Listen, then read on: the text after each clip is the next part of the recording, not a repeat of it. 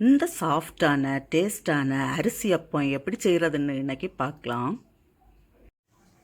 இன்னைக்கு அரிசி அப்பம் எப்படி செய்கிறதுன்னு பார்க்கலாம். அதுக்கு 1 கப்பு பச்சரிசி எடுத்துருக்கிறேன். இதை இப்போ நமக்கு ஒரு 2 மணிக்கூர் தண்ணியில் ஊற வைக்கலாம். இதை இப்போ க்ளீன் பண்ணிவிட்டு 2 மணிக்கூர் ஊற வைக்கலாம். இது இப்போ 2 மணிக்கூர் ஆயிடுச்சு. இந்த தண்ணியை வடிகட்டிட்டு நமக்கு ஒரு மிக்சி ஜாருக்கு மாற்றலாம். இது கூட ஒரு 3 ஏலக்காய், 1 கப்பு வெல்லம். இந்த வெல்லத்தில் கல் எதுவும் கிடையாது. கொஞ்சமாக தண்ணி விட்டு இதை அரைச்சி எடுத்துட்டு வரலாம். இது இப்போ அரைச்சாச்சு.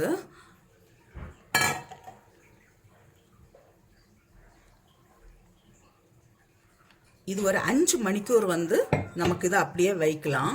5 மணிக்கூர் கழித்து செய்கிறதுக்கு ஸ்டார்ட் பண்ணலாம். இது இப்போ மாவு 5 மணிக்கூர் ஆயிடுச்சு. நமக்கு இப்போ செய்கிறதுக்கு ஸ்டார்ட் பண்ணலாம்.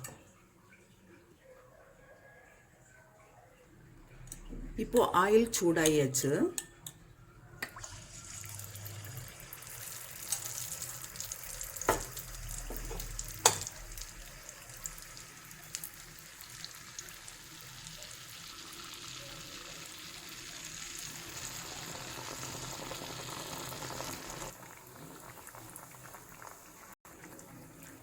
ஒரு சைடு வெந்த உடனே நமக்கு தான் மறைச்சு போடலாம்.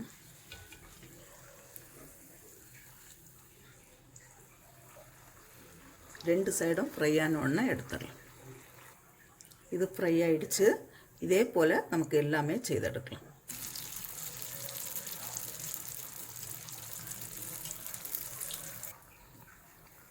இந்த மாவில் நம்ம சோடா பவுடர் எதுவும் போட வேண்டாம். இது 5 மணிக்கூர் வைக்கிறதுனால நல்லா பொங்கி வரும், நல்லா சாஃப்டாகவே இருக்கும். சப்போஸ் நம்ம இந்த மாவு அரைக்கும்போது தண்ணி ரொம்ப குறைச்சி தான் நம்ம விட்டு அரைக்கணும். கூடி போச்சுன்னா 1 ஸ்பூனோ 2 ஸ்பூன் கோதுமை மாவு சேர்த்துக்கிட்டாலும் போதும். இது அரிசி அப்பம் எல்லாமே ரெடி ஆயிடுச்சு. நான் இப்போ ஒன்று உங்களுக்கு ஓப்பன் பண்ணி காட்டுறேன். நல்லா சாஃப்டாக இருக்கும். வெளியில் நல்ல மொறுன்னு, உள்ளால நல்ல சாஃப்டாக இருக்கும். இதே அளவுகளோடு நீங்களும் செய்து பாருங்கள். செய்து பார்த்து உங்களுடைய கருத்துக்களை தெரிவிங்க. உங்களுக்கு இந்த சமையல் பிடிச்சிருக்குன்னா சப்ஸ்கிரைப் பண்ணுங்கள். உங்களுடைய ஃப்ரெண்ட்ஸுக்கெல்லாம் ஷேர் பண்ணுங்கள்.